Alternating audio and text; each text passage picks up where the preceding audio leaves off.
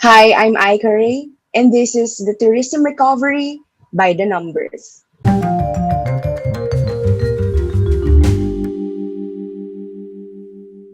Hi, Miss Ayla. Hi, good afternoon. For our viewers, Ayla Gutierrez is a tourism expert from the Asian Institute of Management. Before going to the questions, I'm curious now, have you tried traveling or, doing staycations outside since we're Mm, talking about tourism? yes, definitely. I guess in terms of my travels, I always go out with my family starting this pandemic, and we only did road trips a couple of times, like usually once a week. We go out specifically for road trips. Like literally, we just drive around without going out. Like we only go out to buy stuff that we eat inside our car.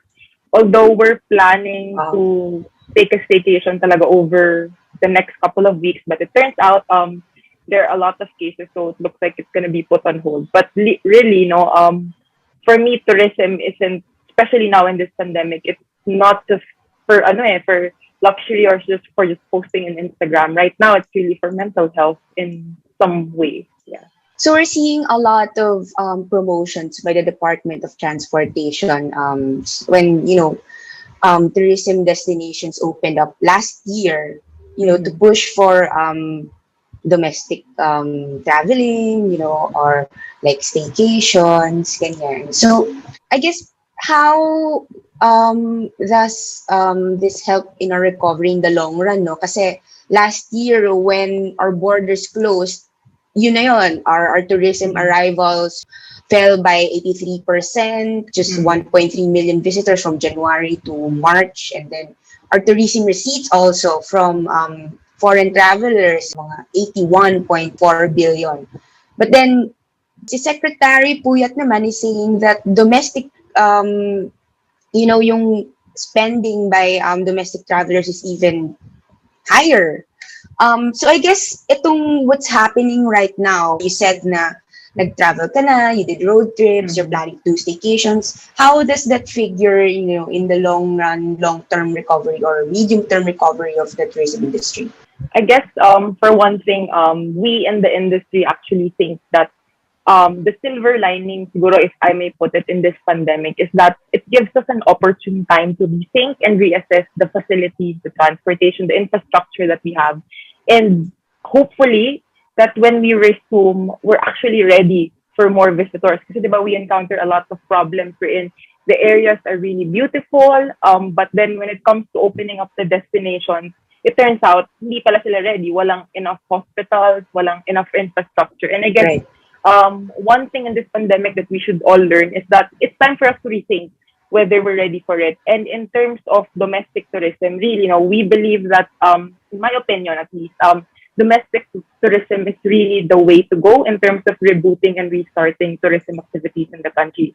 I mean, it's a natural instinct for us, wherein tourism recovery typically begins locally in a sense because us, for example, myself, no, I tend to venture outside first, but outside closer to home. And I visit local restaurants and I just travel domestically. But um, this actually serves as a springboard before opening up to international travel. And Mhm. I guess this has been a prevailing opinion, not just in Philippine tourism industry, but even abroad.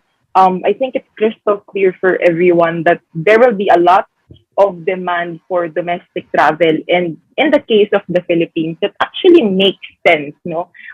Since Mhm. the average domestic tourism contribution of domestic travel is at what 80% of Philippine tourism arrivals and receipts, and at least this is the case pre-pandemic. And domestic tourists, for a fact, spend more than international or foreign tourists. And we're talking about foreign expenditures only amounting to, for example, billions of pesos. But when we talk about domestic expenditures, here we're looking at trillions of pesos Mhm. being spent.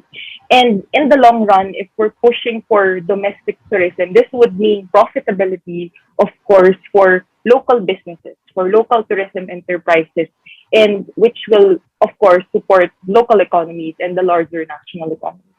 this is more anecdotal, have you Mm-hmm. seen upgrades that Mm-hmm. are noteworthy um, this pandemic? Something that you think that we should carry on, Mm-hmm. in the future. I think I've seen quite a few. No, for example, for one, I guess from coming from a research point of view, no, and a believer that policies need to be backed by evidence. I think it's a good thing that we're starting to monitor and to get data from people in terms of traveling, because it's important to really manage the capacity of destination, and it's good that we're now forming this habit of what you call this, of registering first before going to Mm, destinations. And I guess this is a good platform for us to start not just collecting data, but to really manage the capacity of destinations. Kasi diba, usually, yun naman yung problem with destinations. It's not just because of the health pandemic that we need to control the number of people coming in the destinations, but really for us to have a quality experience when we visit destinations, it has to be controlled, right? And I guess having that ability to control and to manage the inflow of tourists in a destination does not only give us a sense of kumbaga, privacy and a sense of being safe in this area, but it really helps out in improving the experience that we have. So I guess that's one thing that I noticed. Second, when my family and I were doing road trips, I've noticed a lot of new roads that I've never been to.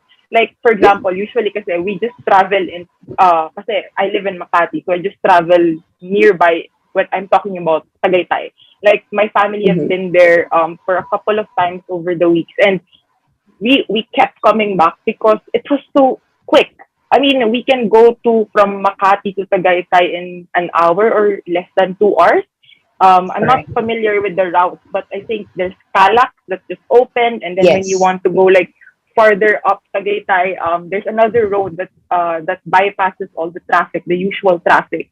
So I guess the infrastructure is there, and I think obviously that's there to stay. Managing that, and yeah, so far yun pa lang yung nakikita ko. But obviously, for me, it's a big thing that we're starting this culture of registering before going to the destinations and plotting out the places we plan to go to, just so to prepare the supply demand exchanges along the way. Right. So you mentioned earlier that travel is somehow like a necessity, it's for Mm-hmm. mental health. You're also Mm-hmm. seeing that the tourism industry might experience a surge in Mm-hmm. travel Mm-hmm. when it's pwede na. So I Mm-hmm. guess let's move on to the 2020-2021 travel survey that your team Mm-hmm. conducted. So Mm-hmm. this is in partnership with the Department of Tourism. So according to the survey, Filipinos still want to travel. So Mm-hmm. why, or what kind of Mm-hmm. tourist activities do Mm-hmm. Filipinos look forward to? You're right, Aika, no? Demand for travel is pent up. Parang it's a pent up emotion. Everyone is looking forward to that. And again, without preempting the public launching of the survey with the Department of Tourism and Guide to the Philippines, we found in our survey that when we asked Filipinos, why do you like to travel, or why do you want to travel, or why did you travel during the pandemic, their primary answer was really to travel for their own sanity, to ease that cabin fever. And again, here we see that mental health is at the core. Personally, again, for me and my family, we make it to a point to go out once in a while. Just maintaining and just making sure that we follow safety protocols, of course. When we talk about also of the types of activities, for example, that people are looking forward to when they want to travel, they look forward to outdoor activities primarily.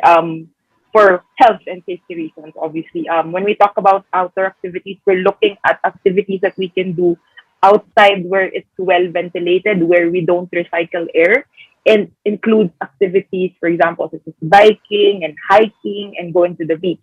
And we noticed that after outdoor activities, what our tourists want is staycation. So obviously, bakit Mhm. staycation yung gusto nila? Well, for example, you're stuck in your house for a couple of months, almost a year, right? You just want parang maiba lang.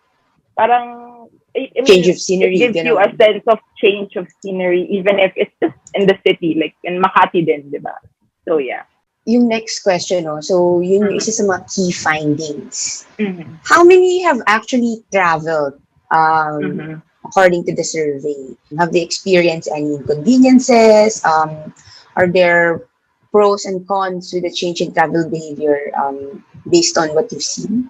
Okay, so in the survey, there's about 25% of the respondents, the total respondents, who traveled during the pandemic, and 35% of those traveled for leisure. And I guess in echoing the presentation that we did for the press conference, we found that travelers visited in destinations that are close to their home. And Mm-hmm. a few things that we would like, I guess, that I would like to highlight now in terms of the findings is that we see some sort of modification in terms of their travel behaviors. For one, I think, for example, Filipino travelers now put health and safety at the priority or at the forefront when they decide to travel. So here we see that the perception of public towards health and safety heavily affects their disposition to travel. I guess, and another example of their travel behavior is that they actually still allot travel budgets. Again, this is rooted on the fact that they still want to travel and they see this as a necessity. It's just that they're waiting for that sort of that go signal from the government and from the industry that for them to realize that hey, it's actually safe to travel. So talaga nag-a-allot pa rin yung mga tao. Yes, Yeah. based on the survey results, they are still, although there's obviously some reductions in terms of budget, but in general, people are still basically spending the same, are willing to spend the same amount, if not more, to travel. And I guess that's what the pent up level of, that itch to travel does to us. Mm-hmm. Di ba sinabi mo kanina na parang there are pros nga na you've seen based on your travels, and then you have this the tourism survey. I guess what are the key insights that you can share Mm-hmm. with us? Having learned that this is what the people are seeing in your own personal experience as well. I guess in terms of the key insights, first, it's just very important for people now, even for me, and I think Aika, you can relate also now that when we travel, it's no longer just about going out.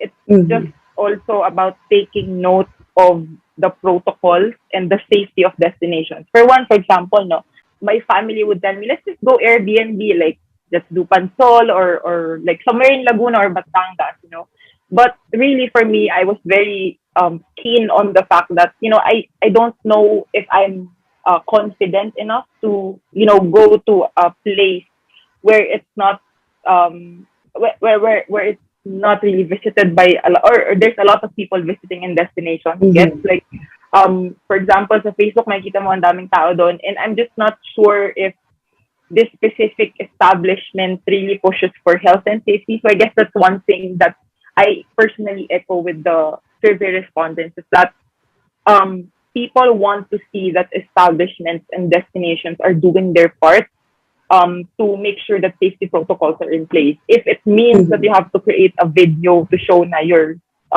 this really covers in the beddings, if you're really doing smoking or Mm-hmm. whatsoever, it's that sense of safety that Yeah. travelers want now.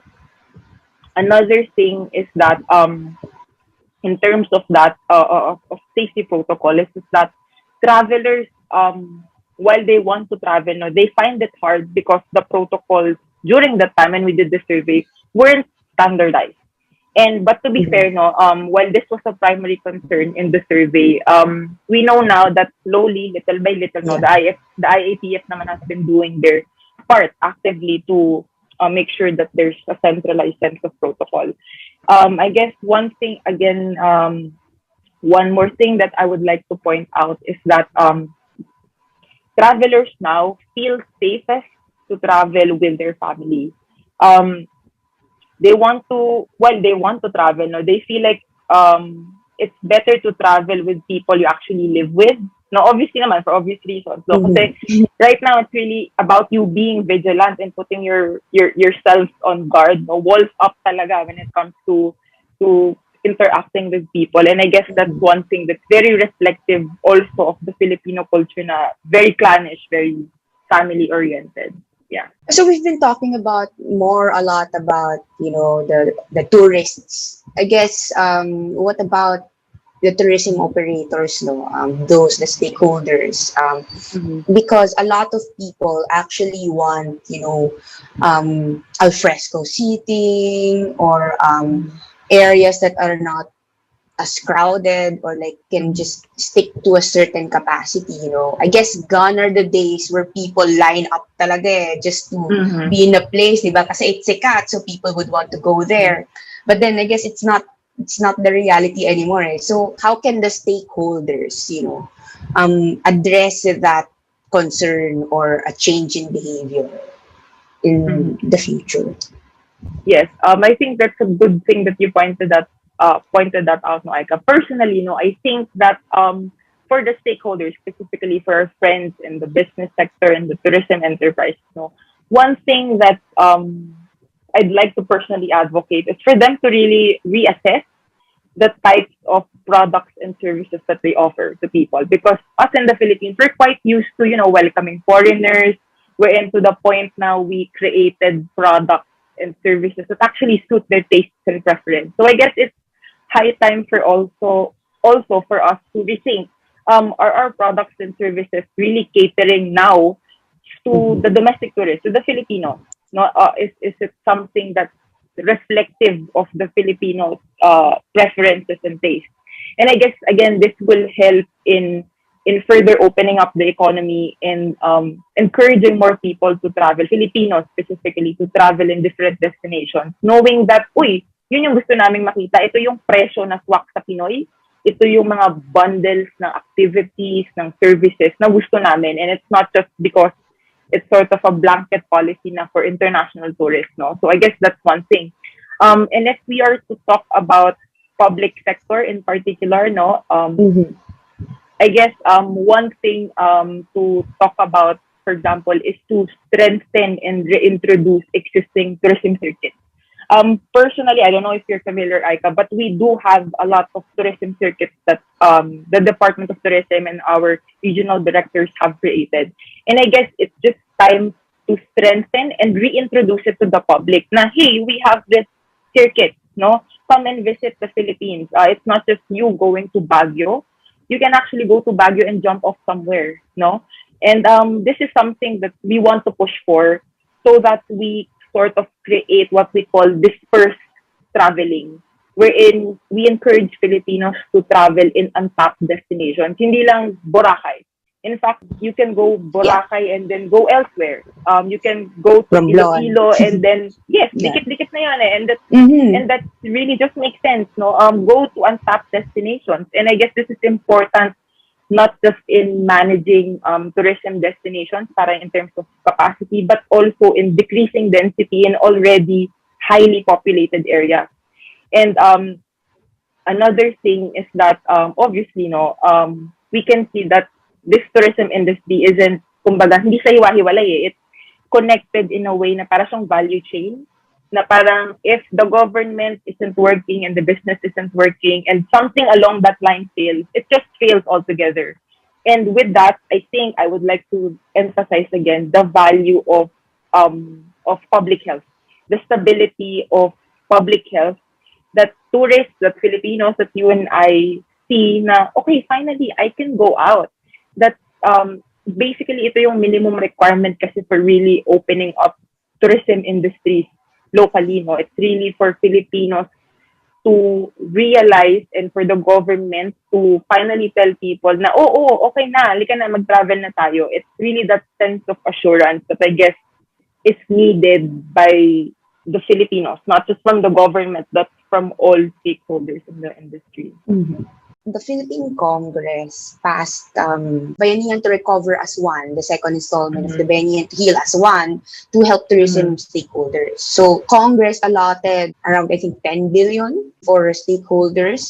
Mhm. So we have that fund, Mhm. um what else can the government do, no, to improve Mhm. domestic tourism? Of course, kasi hindi lang naman Mhm. yan pang tourists eh. Mhm. Stakeholders din. Definitely.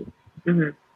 I guess if I may cite again the survey, no, we actually asked not just travelers, we also asked tourism enterprises how they were faring during the pandemic. And then when we asked them what kind of assistance they would like for the government to provide, no, it's really top one is in the form of advising, specifically in terms of how they would market and promote their products and services. And second, this is was just followed by financial assistance. So obviously, there's something more that we can do about it, no?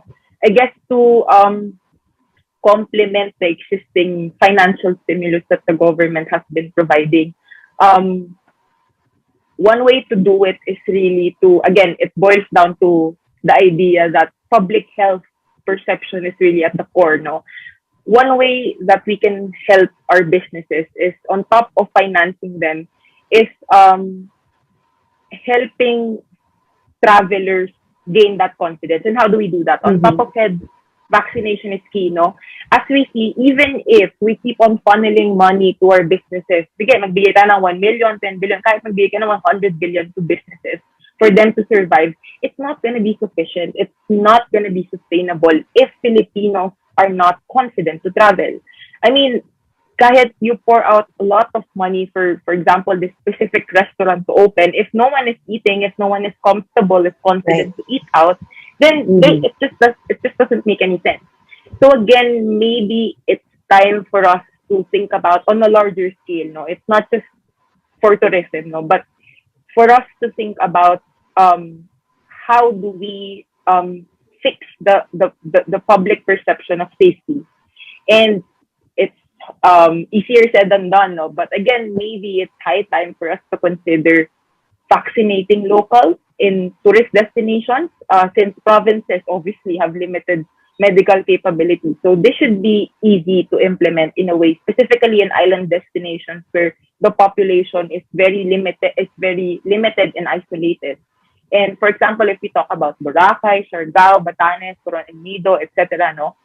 For example, if this can all be opened up if local transmission is controlled and where Mm-hmm. health perceptions are no longer a threat. And I guess alternatively, again, hinging on that public perception of safety, is I guess we can also create on-site testing centers. Kasi usually, doon naman yun yung bottlenecks eh. Again, we see the Mm-hmm. trend na before, magkano yung Yeah. RT-PCR, sobrang mahal. It And used to be like we see 4,000 na, pesos or oo, di ba, 11,000 sobrang mahal. Now, pesos. it's becoming affordable. At the private sector, may 1,200, 1,500, and even the government is subsidizing na 600, Yes. 750, 900 pesos. But what's missing is that you want people to feel relaxed also. Ayaw nilang pipila pa sila sa, 'di ba, True. sa specific entry for them to get RT-PCR, and they would see online na, uy, naka-hold pala lahat kasi they're overwhelmed with the capacity of people who wanted to get tested to travel. So again, on that note, I guess an alternative would be on-site On testing site. centers. And this can be a possibility kasi we've seen the trend, no? It's becoming cheaper and it's becoming localized in so many areas already. So yung on-site, no, parang, Mm. of course, syempre parang busy ka rin eh, before the Mm. actual travel, di ba? So of Mm. course, when you go there, you'd rather na matest ka na Mm. the airport or maybe in the Mm. seaport, whatsoever. Mm. Pinag-usapan na nga natin yung vaccine, no? You Mm. mentioned testing, Mm. vaccine, ganyan.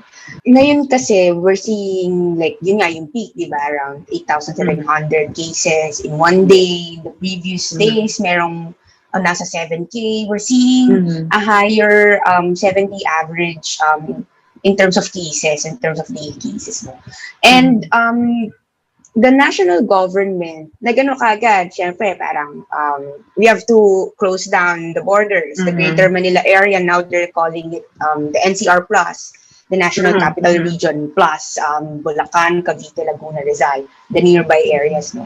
So, yung mga ganitong biglang, we have to change Mm. policies, ganyan, ng government. What's the impact of that, no? Mm. Kasi hindi rin naman imposible that in the Mm-hmm. future we see surges in cases again. Mm. I think in terms of impact, again, it's quite obvious, no? Again, it boils down to public perception of health and safety. If we continue to see cases rising, just like yesterday, 8,000 plus, and you would see in the headlines that it's the highest recorded new daily cases, no? Um, and when we, on top of that, if we don't see any proper and effective interventions in place, then we cannot expect Filipinos to be confident enough to travel and explore the country. Mm-hmm. And similarly, I think if these restrictions persist, obviously we might see more businesses struggling to survive this Yeah. pandemic. Yeah. And I guess echoing everyone now, we just want to see that light at the end of the tunnel at this point of time. Parang there's really that exhaustion in terms of ito na naman, ang True. dami na namang cases. As much as you want to relieve yourself of the stress of working at home and seeing the news, just go out and have a drink or like just go out and see the trees and stuff like that. We can't. Parang it's a double whammy thing. Like there's really little that we can do. And right now, we just want to see that okay, fine, may cases na madami, no? But at least we want to see na, merong interventions naman in place na in the future, parang kunyari may hope naman at the end of this tunnel na may ilaw naman kahit pa paano. And I guess that's something that we all need at this point in time. I'm curious lang, no, Mm-hmm. key aspect din na tinitignan ng mga tourism researchers like yourself is the Mm-hmm. access to clinics, diba, sa mga tourism Mm-hmm. destinations. Have you seen any improvements Mm-hmm. because of the pandemic? I guess personally, in terms of my experience, I've never been exposed to having to travel and checking out clinics. But I guess I can speak in terms of experience when I see and I go out na parang nadadaanan ko yung mga health centers na parang, nag-accept na sila ng people. I mean, for example, here in Makati, I've seen in our barangay, there are health centers that are being renovated and are expanded because of the pandemic. And I think, for example, this goes for, I'm not quite sure with other cities, no, but I guess this is something that's been happening as a trend in the country, no. Yung mga hospitals natin, yung health sector, obviously, no, are being stretched to the extent na hindi nila alam kung hanggang saan nila kaya. And I think, in a way, this kind of also prepares us on how to handle more in the future. Kasi sinasabi nga nila, di ba, meron pa yung pandemic in the future. And I guess this is just a test for us to really test the waters on how we can deal with other things in the future. So we're talking about future na, no? The Department of Tourism has yet to come up with the National Tourism Development Plan. Mm-hmm. Ito ang mga surging cases, no? Do you think there's a way that the national government can set targets, knowing Mm-hmm. that there are, possible spikes in cases, ganyan? Or like, do you think there are certain variables that, can be taken into account when creating a model for that? I think no, when it comes to model of recovery, no, I when I opened my just to share, no, when I opened my Facebook when I woke up in the morning, the first thing I saw were my friends talking about bakit natin kaya tayo nag-fail all this time is because we kept on focusing on economic recovery. While that is the case, no, we want to face the fact that this is a health crisis, and Mm-hmm. obviously we cannot solve it using political and economic strategies. And I guess that goes for my suggestion or my thoughts in terms of how do we create a model to help reboot tourism recovery or to reboot tourism economies and activities. Again, it boils down to it's a health crisis, and we need to solve it first in terms of health measures. We cannot use political and economic tools and strategies and paradigms and models to fix it because it's a health problem, and obviously it requires a health related solution. And I guess that's something that needs to be in place and that needs to be incorporated in whatever recovery models or programs that any departments or any industries are planning to do. Again, it's time for us to rethink na, baka yung vaccine program, it's not just for the Philippines in general, but it could be a solution also for recovery, not just in tourism, but in all other sectors. So, yun yan, napag-usapan natin yung vaccine, no? Mm-hmm. So far, the Philippine government is vaccinating health workers. Mm-hmm. And parang yung tayo, yung mga normal people like us, Mm-hmm. malayo pa tayo sa line sa Yes, queue, ganyan. We don't know unfortunately. when, maybe third quarter, Mm-hmm. fourth quarter, Mm-hmm. or if Mm-hmm. if the private sector will be allowed to sell na, that's probably, I don't know, next year. Mm-hmm. I don't know which quarter next year, but there's a possibility na yun nga yung mangyayari, no? In other countries, where vaccination is pretty much, mas mabilis. Like for Mm-hmm. example, the U.S. government, in the U.S., a lot of people started flying to other states just so they could Mm-hmm. avail of the vaccine program. Kasi in other states, they are more efficient. Some Mm-hmm. areas are not, so lilipad sila papunta doon. Mm-hmm. In Maldives, for example, they have this visit vaccination vacation a plan, Mm-hmm. no? They're thinking of implementing that. So you go to Maldives, you get vaccinated there, and then wala, yeah, mag-vacation ka na. Mm-hmm. So naging ano siya, parang yun yung package, nagiging vaccine tourism siya in a sense. So um, this is far into the future pa in the Philippines, no? Mm-hmm. I think, Mm-hmm. given that ito yung timeline for vaccination. But do you think these ideas can also be replicated in tourist destinations in the Philippines? Mm-hmm. Um, Actually, no. In a lot of discussion nowadays have been focused on a lot of discussion on tourism recovery has been focused around the idea of vaccination, really. So it's good that you pointed that out. For one, there's what we call vaccination. I don't know if you've heard of it. So it's basically a term coined to describe the first trip that people will make once they get inoculated. Vaccinated. Second is what you mentioned, yung 3-week program ng Maldives. And I think this is also being implemented or being thought of by Germany and other countries. No, yung 3 weeks na visit, vaccinate, and vacation to offer travelers, I guess, 2 doses of COVID vaccine in several weeks apart so that they also encourage people to stay longer in their countries.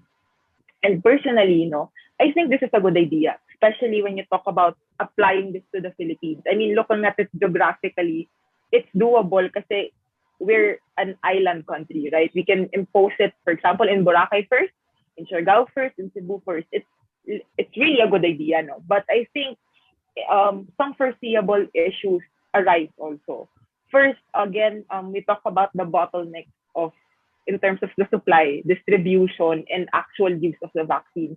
I mean, ngayon pa lang, it's hard already.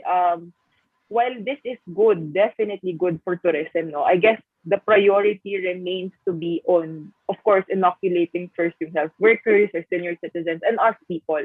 And I guess the analogy would be parang yung sa airplane, no? You have to secure your safety first before you can help others. But then again, if you talk about this feasibility in implementing this in the country, yeah, it is a good idea. But yung logistics of it might be a bit of a A problem or like challenge. that. Yes, a challenge.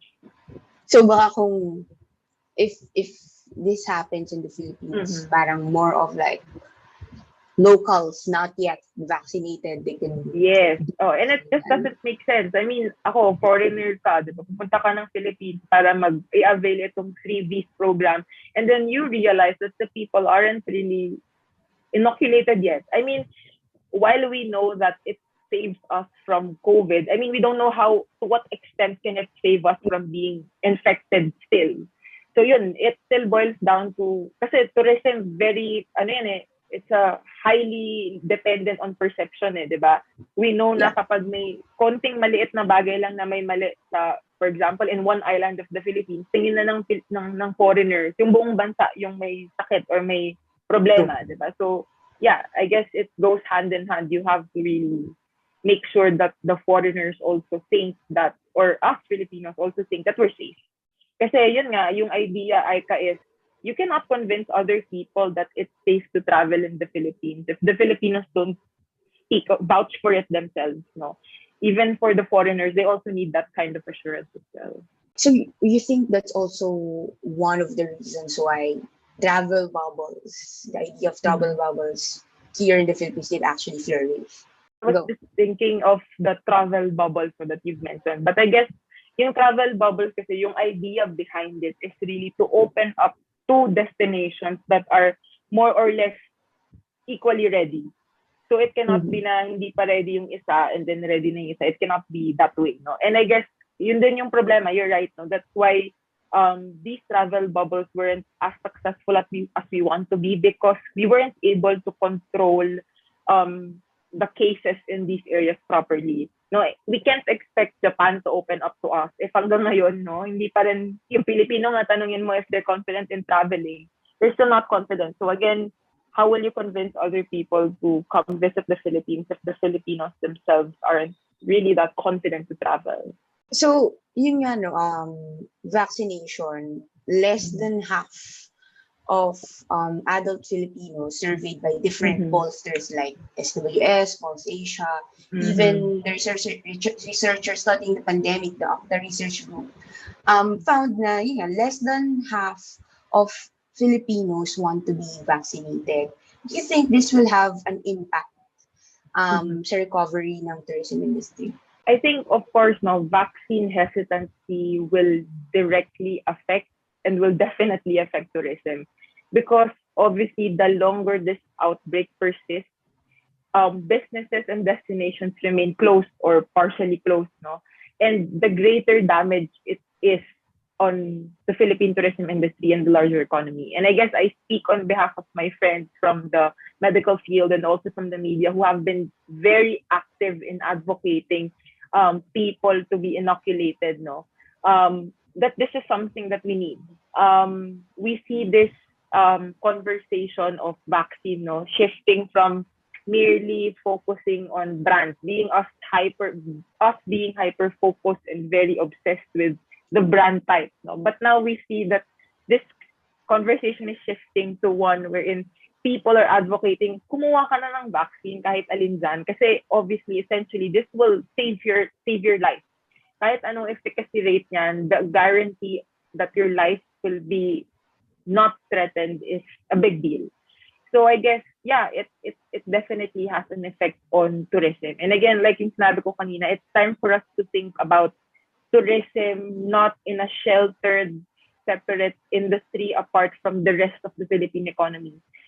We have to think of it as part of the larger economy of the Philippines, which is affected and will be affected with whatever public health and safety perceptions and problems there is.